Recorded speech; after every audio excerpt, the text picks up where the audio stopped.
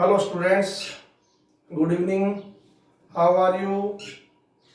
तो आज हम एक नए टॉपिक, एक नए विषय के बारे में अध्ययन करेंगे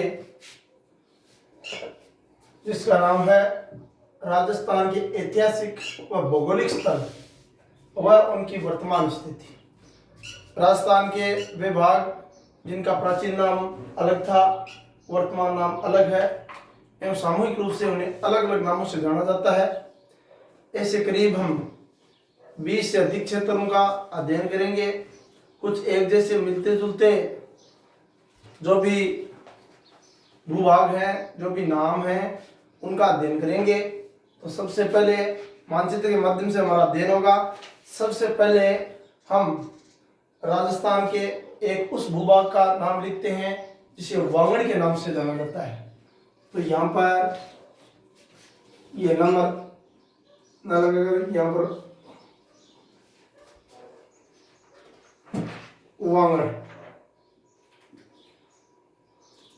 वागड़ जो क्षेत्र है वह राजस्थान का दक्षिणी भाग है। राजस्थान का दक्षिणी भाग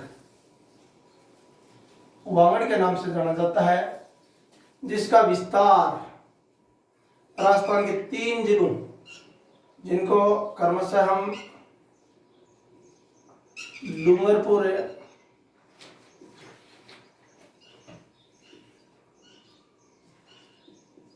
बांसवाड़ा,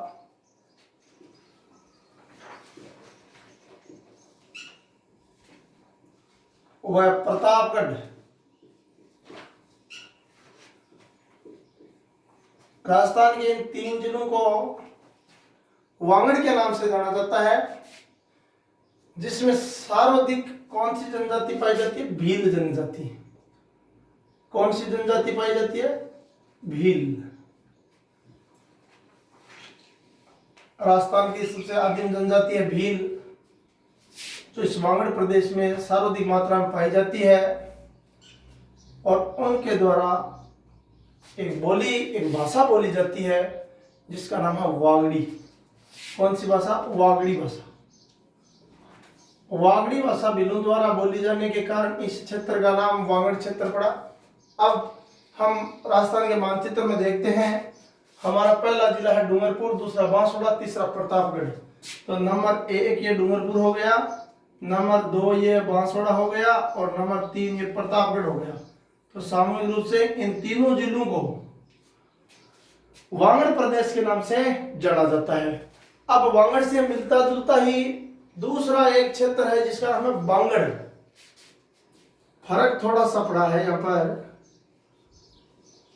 वह के स्थान पर बया है बांगड़।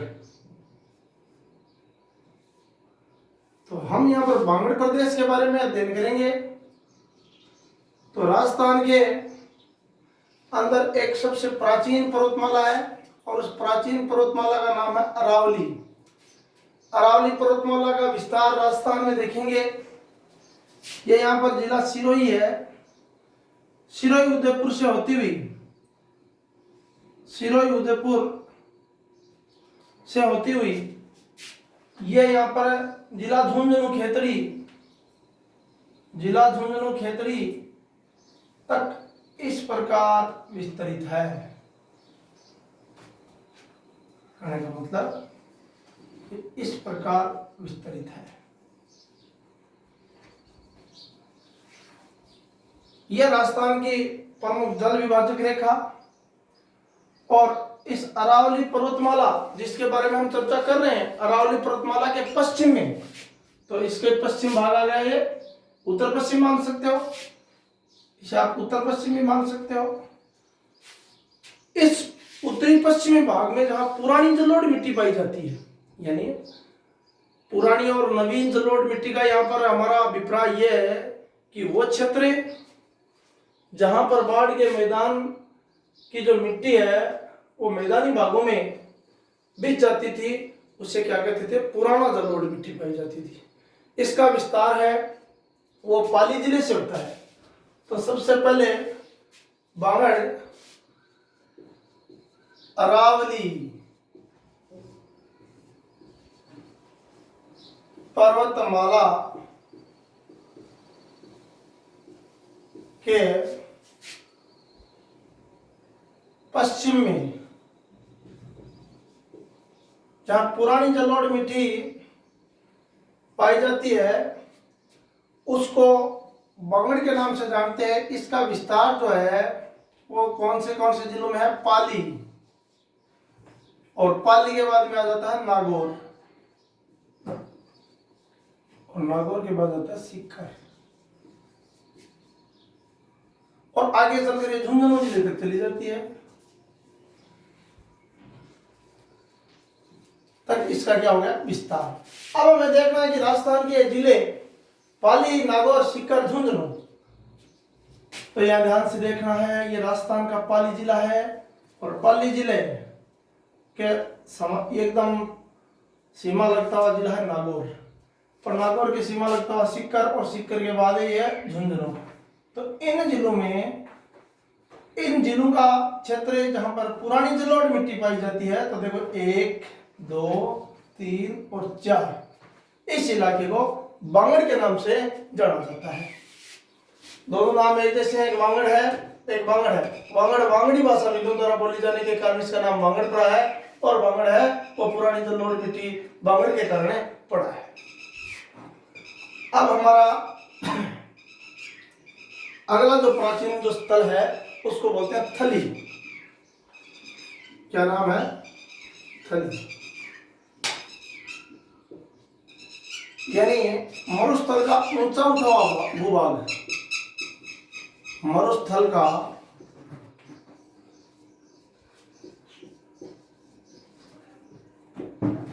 ऊंचा उठा हुआ भूभाग।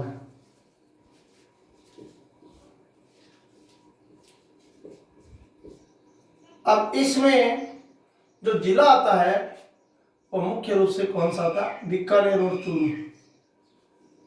बीकानेर और चूरू, बीकानेर एवं चूरू दो ऐसे जिले हैं जिनको थली के नाम से जाना जाता है। थली का अर्थ है मरुस्थल का ऊंचा उठा भूभाग। अब यहां हम देखेंगे ये राजस्थान का बीकानेर जिला है, और बीकानेर के बाद का एकदम समीपवर्ती जिला है चूरू। इस भूभाग का मरुस्थलीय क्षेत्र जो इस मरुस्थलीय क्षेत्र से कहीं ऊपर उठा हुआ है, अर्थात मरुस्थल का जो ढाल है वो उत्तर पूर्व से दक्षिण पश्चिम की ओर है। तो उत्तर पूर्व से दक्षिण पश्चिम तक का जो ये भूभाग है वो थली के नाम से जाना जाता है। अब इससे मिलता जुलता नाम है तल्ली।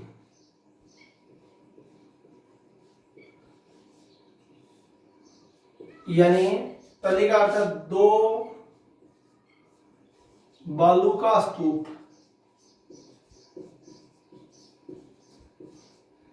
दो बालू का स्तूपों के बीच की भूमि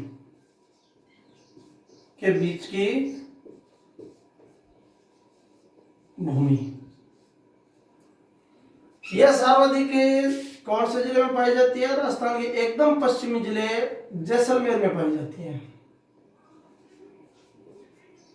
राजस्थान का एकदम पश्चिमी जिला है जैसलमेर।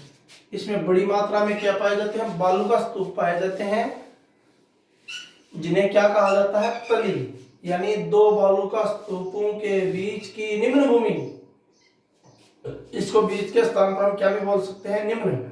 स्तूपों के बीच की निम्न भूमि,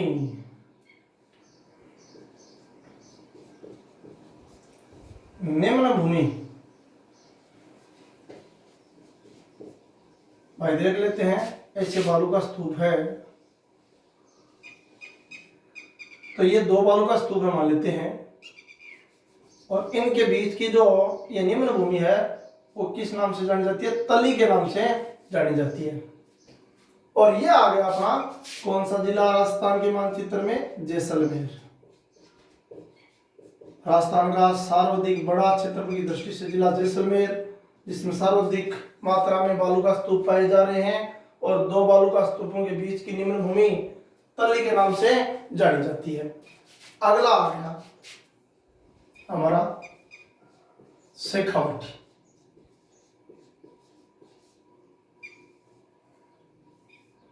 तो जो शेखावाटी जो भूभाग है, जिस पर कभी राजपूतों का एक गोत्र है शेखावत,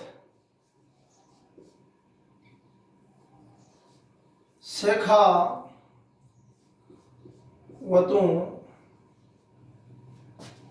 द्वारा शासित प्रदेश था ये।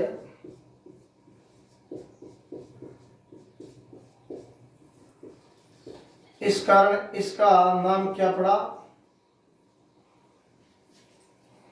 यानी शेखावाटी। जिले सभी को मालूम है, जिसमें सीकर, चूरू और झुंझुनू,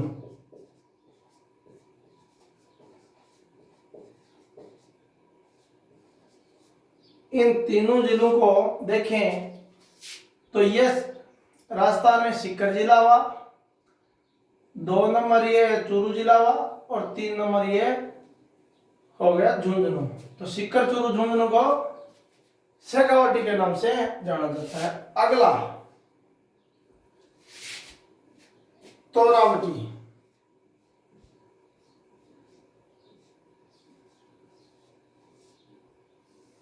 तोरावटी जो प्रदेश है वो सीकर जिले में एक नदी बहती है भाई, नाम है कांतली, जो खंडेला की पहाड़ियों से निकलती है और बहती हुई झुंझुनू जिले में चली जाती है। तो कांतली नदी के अपवा क्षेत्र को तोरावटी कहते हैं। सीकर की जो कांतली नदी है, तो कांतली नदी के अपवा क्षेत्र, अपवा का पता बहना, अपवा क्षेत्र को तोरावटी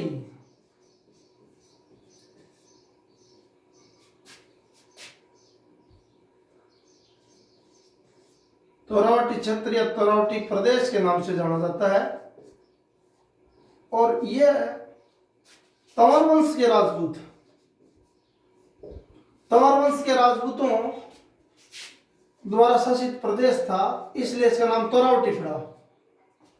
तो फिर यहां देख लेते हैं, यह अर्धचंद्राकार जिला, राजस्थान का प्रथम हाईटेक जिला, यह सीकर और इसके ठीक सटा हुआ जो जिला है झुंझुनू, इन दोनों जिलों को हम तोरावटी प्रदेश के नाम से जानते हैं। तोरावटी प्रदेश है वो कांतली नदी है, उसका अपवा क्षेत्र है। तो तोरावटी, सीकर, झुंझुनू दोनों हुए। अब देखते हैं अगला क्षेत्र है राठी।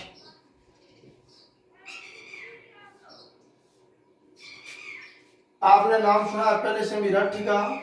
राठी गाय की एक नस्ल है जिसे देसी गाय की कामधेनु के नाम से जानते हैं। परंतु यहाँ पर भूगोल के हिसाब से देखें तो 25 सेंटीमीटर, 25 सेंटीमीटर से कम वर्षा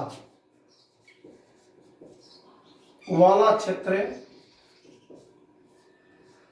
है वो क्या कहलाता है? राठी के नाम से जाना जाता है।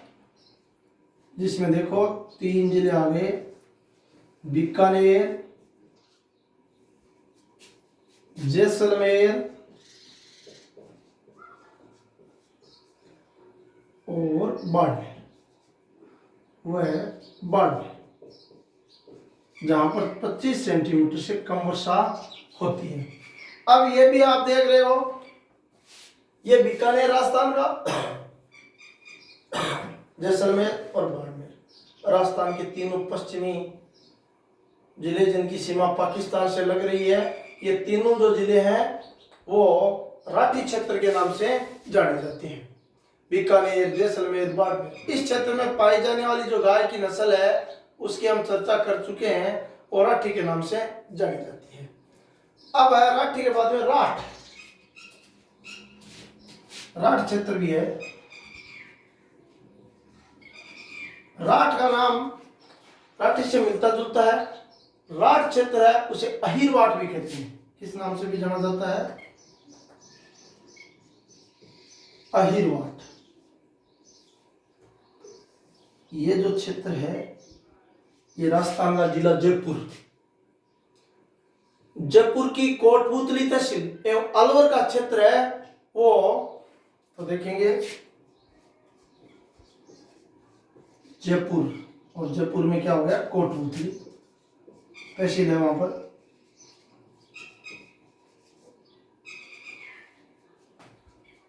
जयपुर की कोटपूतली एवं पास का ही एक जिला है अलवर, राजस्थान का सिंहद्वार।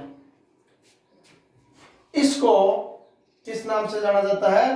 राठ क्षेत्र के नाम से या अहिरवाट क्षेत्र के नाम से जाना जाता है, जहां पर किसका शासन था?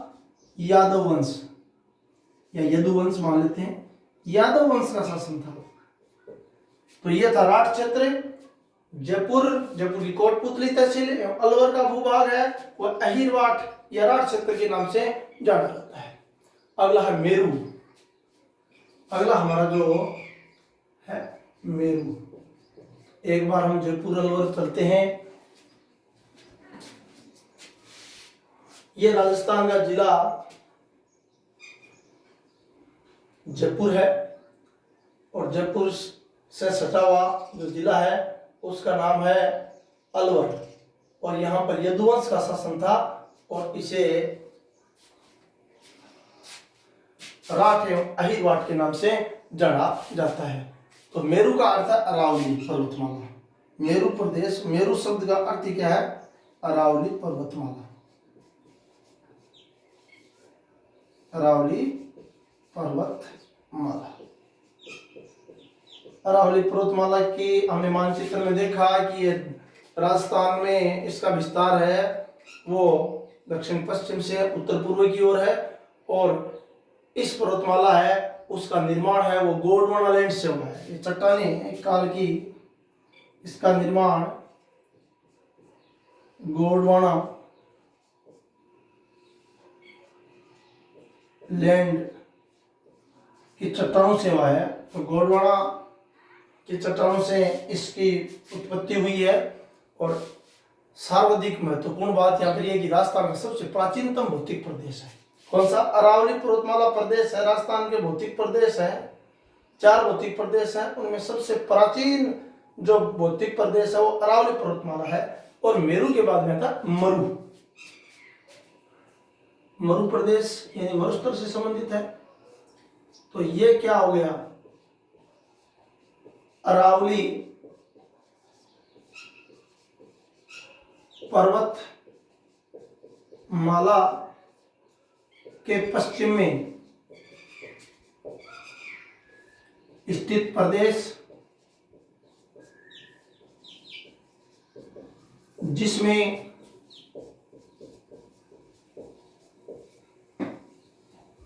मारवाड़ी बोली बोली जाती है।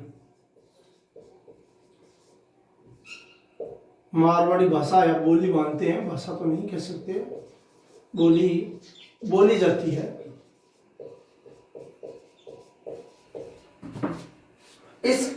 ये भी सर्वाधिक कौन सा? जोधपुर संभाग। राजस्थान का ये जिला जोधपुर है। जोधपुर संभाग में अधिकांश से मरुस्थलीय भूभाग आ जाते हैं। अब जोधपुर संभाग वो पूर्ण रूप से ही बीकानेर और जोधपुर है वो मरुस्थल में है। तो मरुस्थल का सर्वाधिक जो भूभाग है वो जोधपुर संभाग में आता है, इसलिए इसको क्या बोलते हैं? मरु बोलते हैं। मरु के नाम से जाना जाता है। तो अरावली के पश्चिम में स्थित मरुस्थलीय क्षेत्र और इसका सर्वाधिक विस्तार है वो जोधपुर संभाग में होता है। और कौन सी बोली बोली जाती है यहाँ पर? मारवाड़ी। अब आता है माल। अगला हमारा है माल। अब यहाँ पर माल जो प्रदेश है उसे हाड़ौती के नाम से भी जान सकते हैं। हाड़ौती, हाड़ौती प्रदेश कोटा संभाग है। राजस्थान का जो पठारी भूभाग हाड़ौती है जो कोटा संभाग में स्थित है, तो ये हाड़ौती प्रदेश के नाम से जाना जाता है। इसका निर्माण किससे हुआ है? हाड़ौती प्रदेश बेसाल्ट लावा, ये ज्वालामुखी का जो निकलने वाला लावा है इससे बना है। यहाँ पर कौन सी मिट्टी पाई जाएगी? काली मिट्टी। और जो काली मिट्टी है वो कपास की कृषि के लिए होती है। राजस्थान में कपास इस हाड़ौती प्रदेश में होती है। हाड़ौती प्रदेश को जो जिले हैं वो 4 हैं, जिसमें सबसे पहला आ गया कोटा, फिर आ गया बूंदी, फिर आ गया बारा और फिर आ गया झालावाड़। समझना है, मध्य प्रदेश की सीमा से सटे हुए जिले जिनमें देखते हैं राजस्थान का सबसे लंबी अंतर्राज्यीय सीमा वाला जिला झालावाड़, झालावाड़ के ऊपर का बारा। तो यहाँ पर देखेंगे कोटा, बूंदी, बारा और झालावाड़, इन 4 जिलों के समूह को हाड़ौती प्रदेश या हाड़ौती संभाग के नाम से जाना जाता है। और जिसका ऐतिहासिक रूप में नाम क्या था? माल। हाड़ौती प्रदेश, जिसका निर्माण है वो बेसाल्ट लावा से हुआ है। और यहाँ पर कौन सी मिट्टी पाई जाती है? काली मिट्टी पाई जाती है। तो ये जो अपना माल था, इसमें राजस्थान का हाड़ौती प्रदेश, जिसमें कोटा, बूंदी, बारा और झालावाड़ जिले आते हैं। माल के बाद में मिलता जुलता नाम है मालव देश या मालव प्रदेश। तो यहां पर आ गया मालव। मालव प्रदेश है, उसमें आता है बांसवाड़ा, वह झालावाड़ का भूभाग। बांसवाड़ा है और झालावाड़ का जो भूभाग है वो मालव देश के नाम से जाना जाता है, क्योंकि ये मध्य प्रदेश के मालवा का ही विस्तार है।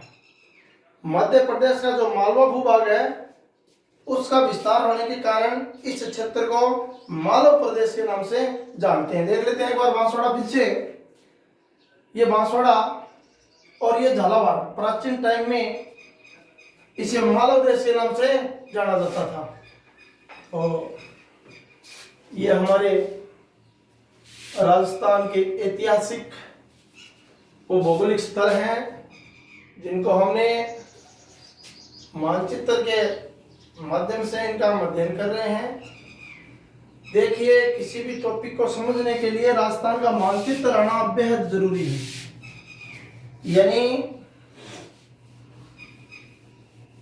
भूगोल को समझना है तो मानचित्र आवश्यक है। मानचित्र अगर आपको आ रहा है तो भूगोल आपके कब्जे में है, अनिवार्य शर्त है। अब हम बात करते हैं मत्स्य प्रदेश की। मत्स्य प्रदेश ये प्राचीन काल में महाभारत कालीन मत्स्य प्रदेश था या मत्स्य जनपद के नाम से हम जानते थे। ऐतिहासिक काल में अलवर का दक्षिणी पश्चिम भाग है को मत्स्य जनपद के नाम से जाना जाता था। तो मत्स्य जनपद है वो किस नाम से जाना जाता था? यानी ये कौन सा भूभाग था? अलवर का दक्षिणी पश्चिमी जो भूभाग था उसको मत्स्य प्रदेश या मत्स्य जनपद के नाम से जाना जाता था। और इसकी उस टाइम राजधानी थी, उसका नाम था विराट, जो वर्तमान में विराटनगर जयपुर के नाम से भी जाना जाता है।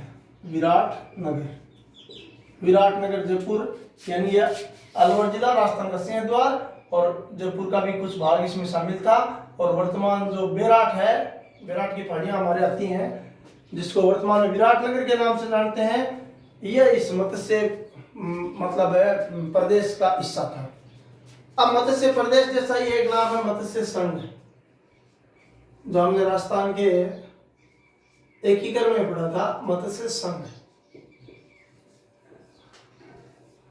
राजस्थान के एकीकरण का पहला ही चरण हो गया था और दिनांक थी 18 मार्च 1948। तो मत्स्य संघ का निर्माण है वो 18 मार्च 1948 को 4 जिले, जिसमें अलवर, फिर भरतपुर,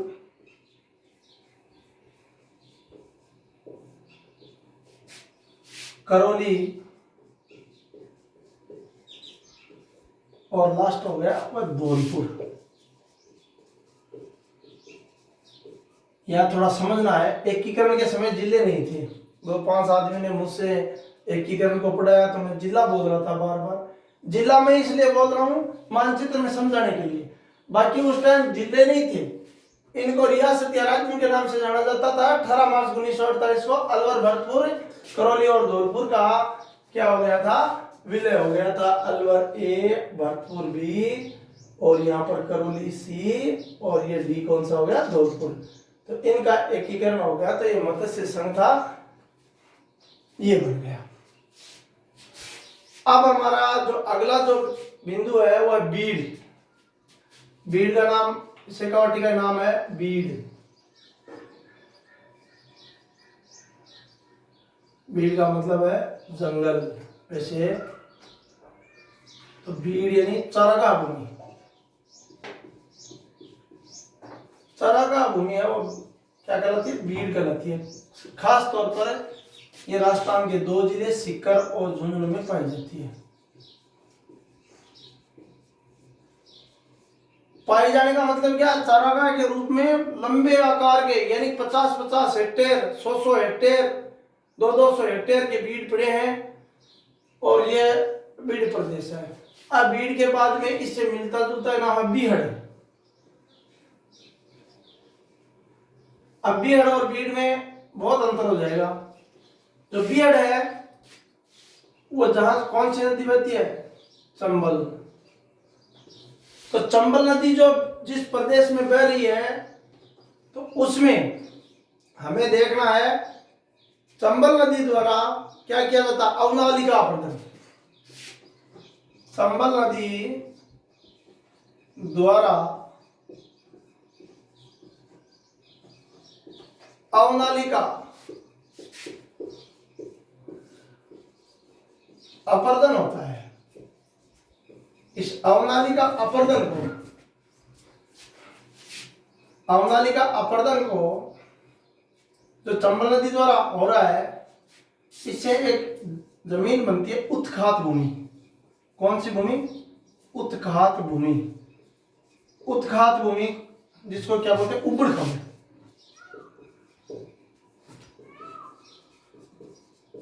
वो क्या कहलाता है, बीहड़। अब देखेंगे थोड़ा सा अवनाली का अपर्दन क्या है। जब बहता हुआ पानी जमीन को कुछ गहराई तक काट देता है तो उसे कौन सा अपर्दन कहते हैं, अवनाली का अपर्दन। अपर्दन है वो वायु द्वारा और जल द्वारा होता है। तो जो जल द्वारा अपर्दन होता है उसको कौन सा अपर्दन कहते हैं, एक तो अवनाली का अपर्दन, बहता हुआ पानी जब जमीन को कुछ गहराई तक काट देता है उसको क्या बोलेंगे हम, बीहड़। या दूसरा नाम उसका होता है डांग। तो यहां पर डांग क्षेत्र भी यही है। तो सर्वाधिक अवनाली का अपर्दन राजस्थान में किस नदी द्वारा था, चंबल नदी। अब चंबल नदी जिस स्थान पर अवनाली का अपर्दन सर्वाधिक करती है वो जिले कौन कौन से हैं, तो देखो सवाई माधोपुर,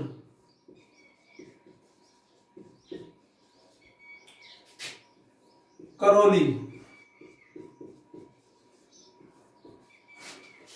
धौलपुर।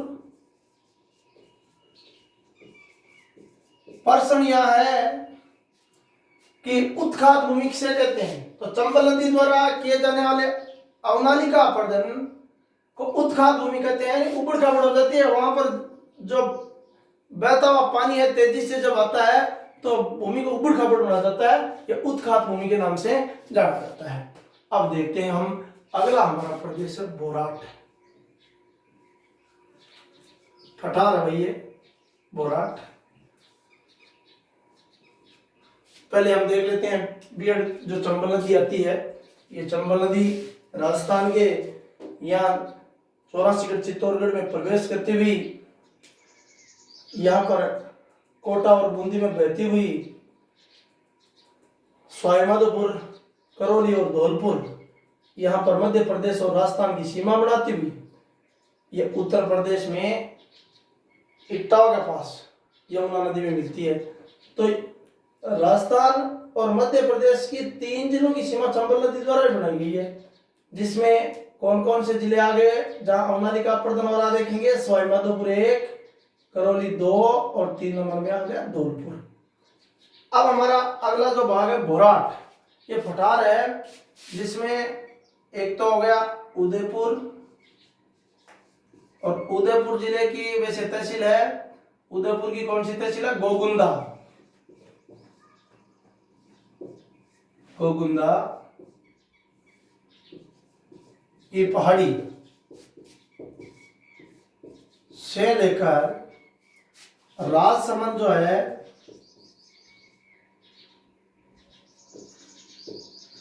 राजसमंद के अंदर एक पहाड़ी है कुंभलगढ़,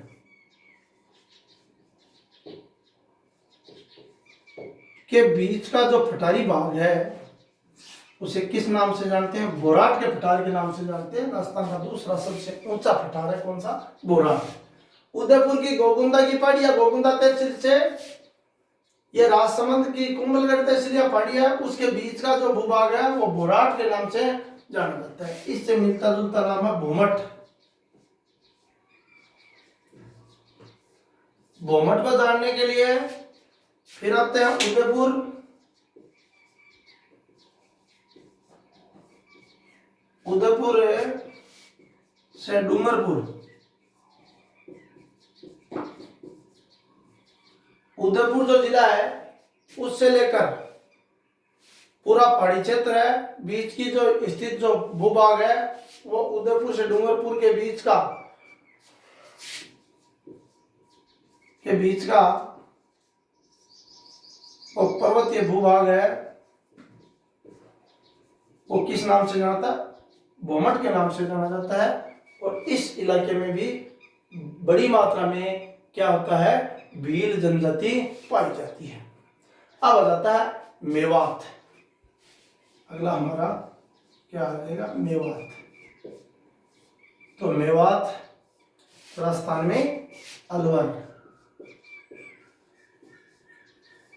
वह भरतपुर का भूभाग किस नाम से जाना जाता है? मेवात के नाम से जाना जाता है। कौन सी जनजाति पाई जाती है? मेव जनजाति। जनजाति नहीं है, मेव जाति। मेव जाति है उस मेवात क्षेत्र में बड़ी मात्रा में पाई जाती है और इसको मेवात के नाम से जानते हैं। देखेंगे पीछे वाले दोनों देखेंगे। तो सबसे पहले बोराट देखेंगे। यह है राजस्थान का उदयपुर, यह राजस्थान का राजसमंद। उदयपुर की गोगुंदा तहसील से राजसमंद के कुंभलगढ़ तहसील या कुंभलगढ़ पहाड़ी से गोगुंदा पहाड़ी के बीच का इलाका है वो बोराट के पठार के नाम से जाना जाता है। भूमठ में उदयपुर और डूंगरपुर के बीच की जो पर्वतीय जो आकृति है वो भूमठ के नाम से जानी जाती है। फिर हमने देखा मेवात में अलवर आ गया और अलवर का समीपवर्ती जिला ही कौन सा है? भरतपुर। तो इस इलाके को प्राचीन काल में मेवात के नाम से जाना जाता था और वहां पर मेव जाति है वो पाई जाती है। तो ये मेवात पूरा हुआ। मेवात के बाद में हम देखते हैं मेवल प्रदेश। तो मेवल प्रदेश है वो राजस्थान में बांसवाड़ा। राजस्थान का एकदम दक्षिणतम जिला कौन सा है? बांसवाड़ा है। तो बांसवाड़ा और डूंगरपुर के मध्य स्थित पहाड़ी क्षेत्र बांसवाड़ा व डूंगरपुर के मध्य स्थित जो पहाड़ी इलाका है, देखो यहाँ पर पहाड़ी तो वही पहाड़ी है जिसकी चर्चा हम कर रहे हैं। अरावली पर्वतमाला का विस्तार है, स्थित पहाड़ी भूभाग है। ये तो अपना आ गया यहाँ पर डूंगरपुर और ये हो गया बांसवाड़ा। तो डूंगरपुर और बांसवाड़ा के बीच का जो पहाड़ी इलाका है वो मेवल प्रदेश के नाम से जाना जाता है। तो मेवल प्रदेश के बाद में हम बात करते हैं ब्रजनगर की। ब्रजनगर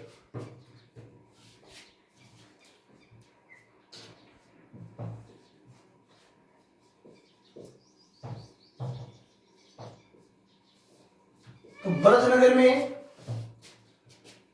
प्राचीन काल में भरतपुर को या ब्रज प्रदेश, ब्रजनगर और ब्रज प्रदेश अलग अलग हैं। तो सबसे पहले हम ब्रज प्रदेश लिखे।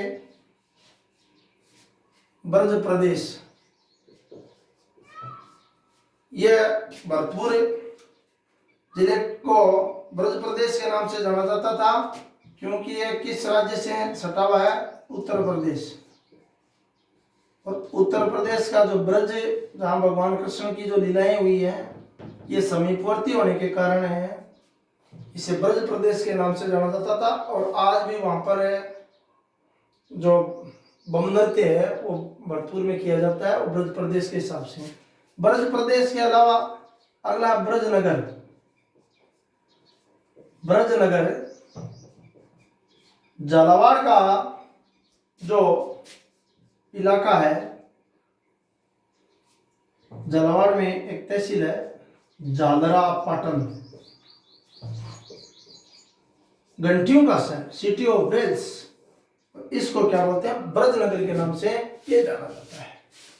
तो ये हमारा प्रदेश हो गया ब्रज प्रदेश, और ब्रज प्रदेश और ब्रजनगर अलग अलग दोनों हुए। इससे अपना अब हम बात करेंगे मारवाड़ के बारे में।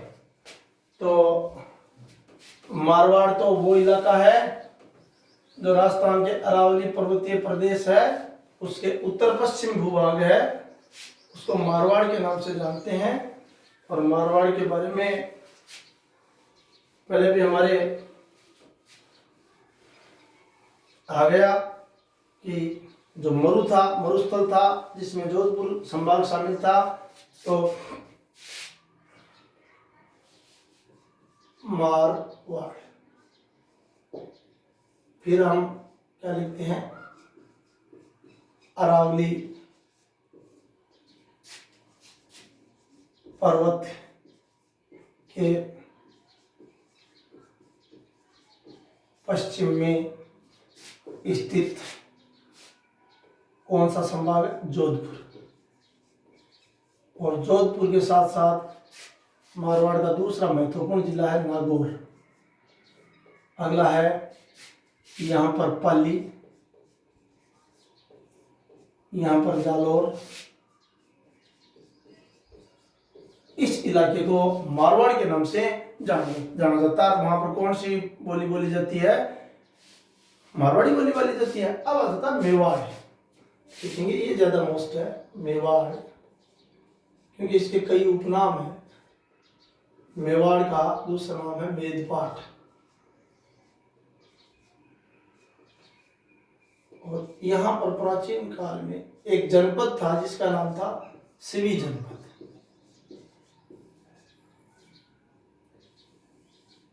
मोस्टली मेवाड़ में महत्वपूर्ण जिला उदयपुर, उदयपुर के बाद में दूसरा महत्वपूर्ण जिला है चित्तौड़गढ़।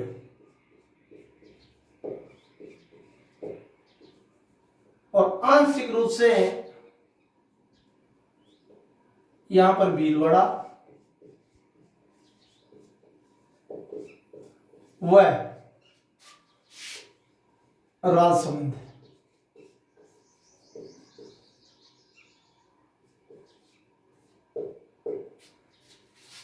इन 4 जिलों को मेवाड़ के नाम से जाना जाता है। ये 4 जिले क्रमशः उदयपुर, चित्तौड़गढ़ और उदयपुर चित्तौड़ के बाद में भीलवाड़ा और राजसमंद। इस इलाके को देखेंगे, देखो उदयपुर, चित्तौड़गढ़, यहाँ पर भीलवाड़ा और राजसमंद, इन 4 जिलों को समूह को हम किस नाम से जानते हैं? मेवाड़ के नाम से जानते हैं। यहां पर किसका शासन था? इस मेवाड़ में पहले कौन सा वंश था? गुहिल वंश का जो संस्थापक है, जिसका नाम बप्पा पढ़ा आपने, बप्पा रावल, जिसने गुहिल वंश की स्थापना की थी, ये गुहिल वंश था। आगे चलकर ये किस नाम से जाना जाने लगा? सिसोदिया। महाराणा प्रताप के बारे में तो हमने सभी ने पढ़ रखा है, सिसोदिया वंश से संबंधित थे। इनमें फर्क अंतर कुछ नहीं है। सिसोद ग्राम में जाने के बाद ये सिसोदिया कहलाने लगे। तो अब यहाँ पर एक नाम हमने लिखा सिवी जनपद, जिसको हम मेवाड़ बोलते हैं, जिसमें 4 जिले शामिल है। ये प्राचीन काल में किस जनपद के नाम से जाना जाता था? सिवी जनपद। और इस सिवी जनपद की राजधानी थी मध्यमिका, जिसका वर्तमान नाम है नगरी। और यह कहां पर है वर्तमान में? चित्तौड़गढ़ में।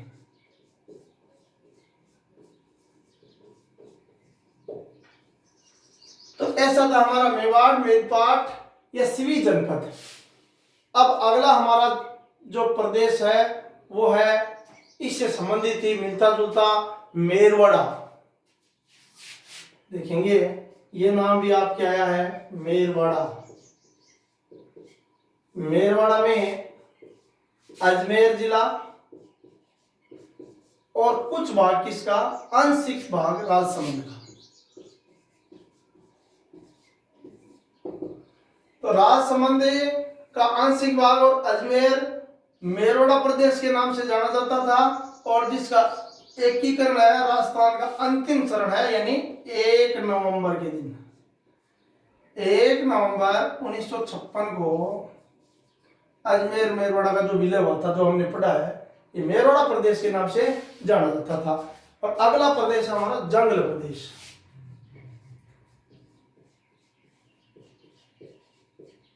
जंगल प्रदेश,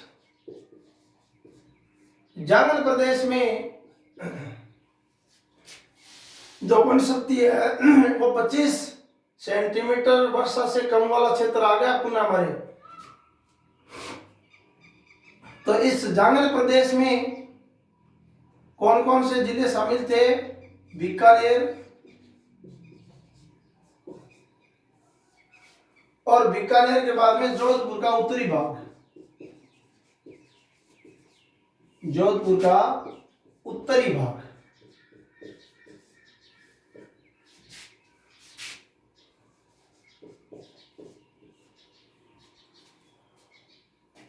तो जंगल प्रदेश के नाम से राजस्थान का बीकानेर जिला और जोधपुर का उत्तरी भाग कहलाता था। इनकी राजधानी थी अही छतरपुर, अही छतरपुर। जंगल प्रदेश की राजधानी कहां थी? अही छतरपुर। अब यहां पर यह अही छतरपुर भी एक स्थल रहा है, अही छतरपुर। यह राजस्थान के नागौर जिले का प्राचीन नाम है, नागौर का प्राचीन नाम। और यही अही छत्तर कभी जंगल प्रदेश की राजधानी हुआ करता था। तो देखते हैं जंगल प्रदेश में सम्मिलित जिलों में बीकानेर नंबर 1 और ये जोधपुर का मान लेते हैं उत्तरी भाग, यानी 2 नंबर। और ये पास का ही नागौर है। तो ये इस इलाके को जंगल प्रदेश के नाम से जानते थे। और इसकी राजधानी कहाँ हुआ करती थी? अही छतरपुर। कंटीली झाड़ियों के कारण इसका नाम क्या पड़ा है, जंगल, यानी जंगल, जंगल का प्रदेश था। और यहाँ के जो शासक थे वो जंगल दरबादशाह की उपाधि भी धारण करते थे। राठौड़ वंश का इसमें शासन रहा है बीकानेर जोधपुर दोनों में ही। बीकानेर और जोधपुर दोनों पिता पुत्र के बसाए हुए हैं। राव जोधा ने जोधपुर बसाया है और बीकानेर बसाया है। इसके बाद में हमारा अगला जो आता है वो है सपादलक्स। सपादलक्स से जो है वो अजमेर जिला आ गई। सपादलक्स अजमेर का ही पुराना नाम है, जैसे मेरवाड़ा है उसी प्रकार सपादलक्स अजमेर को कहते थे। और यहाँ पर किस वंश की यहाँ पर किस वंश का शासन था, चौहान वंश। चौहानों का शासन था कहां पर है, अजमेर में। वैसे चौहान अकेले अजमेर के नहीं थे, रणथंभौर का चौहान वंश भी हमारे वहां है। तो सपादलक्स वर्तमान अजमेर, और अजमेर में चौहानों का जो शासन था ये था। अब अगला है हमारे ढूंढाड़।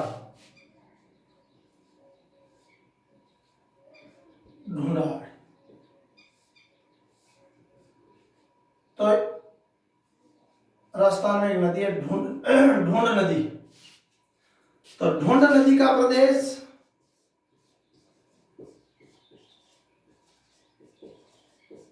ढूंढाड़ कहलाया।